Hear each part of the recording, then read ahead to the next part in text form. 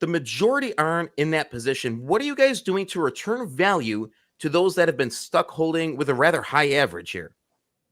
No, I think, Eric, it's a question of perspective, right? If people are coming in as a day trader and kind of looking to get in and out and looking for a pumpy stock, we've never been that. We've never claimed to be that. And I think if you refer back to more or less every podcast, every PR, every shareholder meeting, it's always been the same narrative.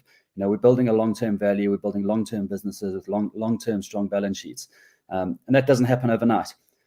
So I had a question earlier this morning. So from a share price point of view, those that got in at double zeros are not pissed off. So my question for you guys, the ones that are shareholders with a high average, which is just a nice way to say bag holder. I'm gonna start using that. You guys with the high averages, the high average shareholder, not bag holders, the high average shareholder, are you guys actually happy to see the stock price go from 50 cents to 2 cents? Not even 2 cents. From 50 cents to 40, 30, 20, 10, 8, 6, 4, 2, and now sitting at 1, and then coming down as low as 0.02s. Are you guys actually happy? Because that's the implication here. The people holding above double zeros are not, they're not happy. But I don't know, man. Right now, the only people in the green are the ones that bought under 0.02s.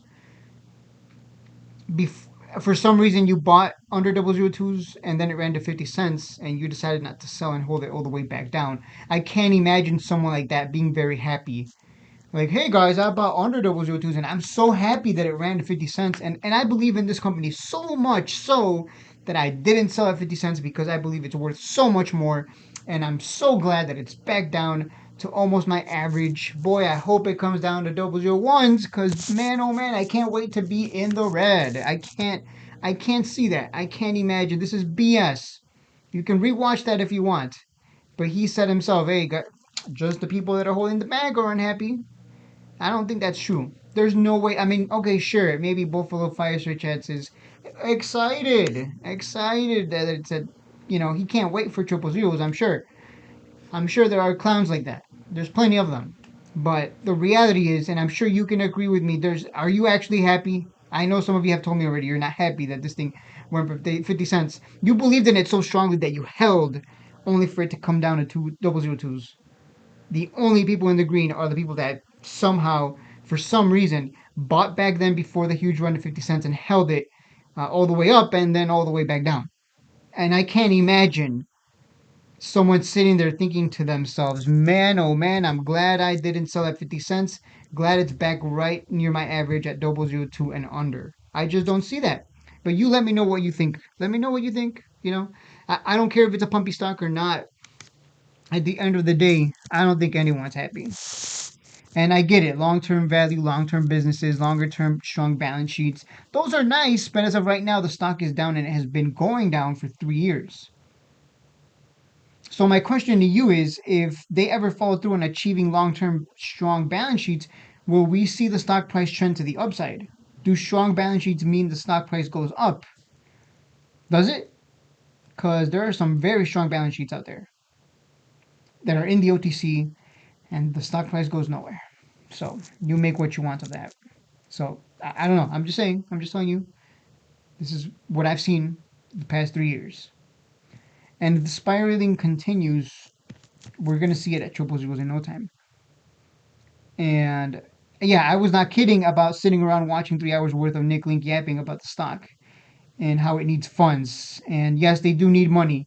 That is the big takeaway. If you go back in time and rewatch the interview with Buffalo Fireside Chats from 4 months ago or 3 months ago, and the most recent Ilus video update from like 3 months ago, if you rewatching it in hindsight, they really were betting on the QYD ASNS uplist because they need the money, the funds, so that they can grow these companies, these subsidiaries, and Ilus obviously, because it's the parent company.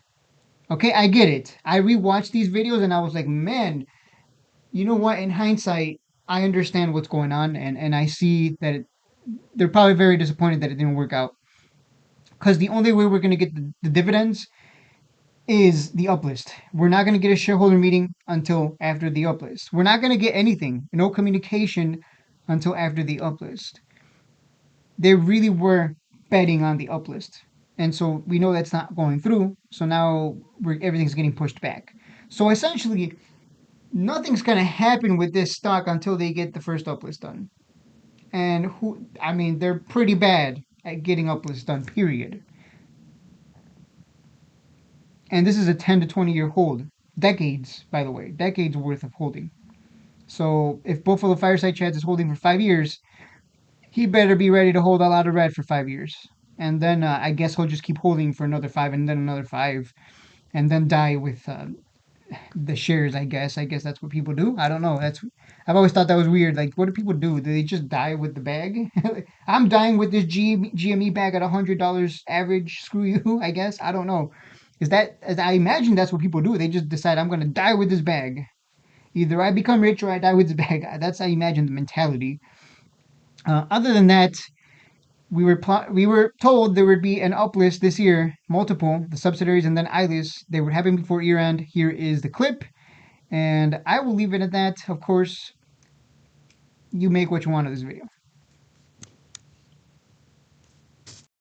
Those that got in at 50 cents are very pissed off, so where's the middle ground? At what point does somebody who bought it at double zeros, when does he become happy? When it's 2 cents, 3 cents, or 10 cents? The 50-cent guy's still not happy.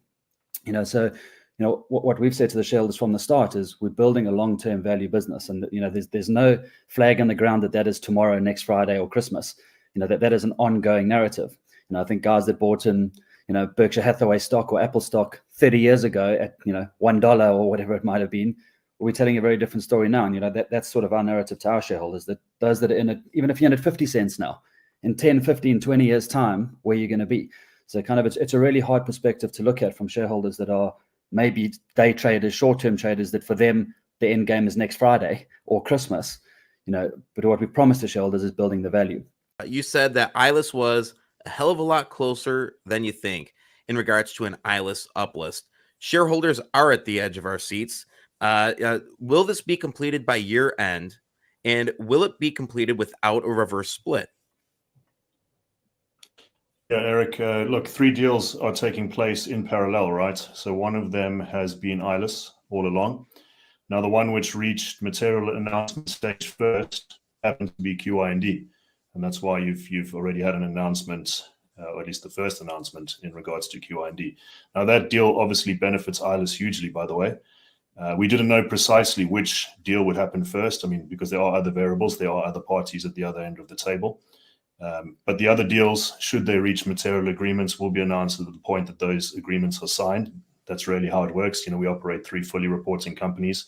So those announcements will be made through their formal channels as required.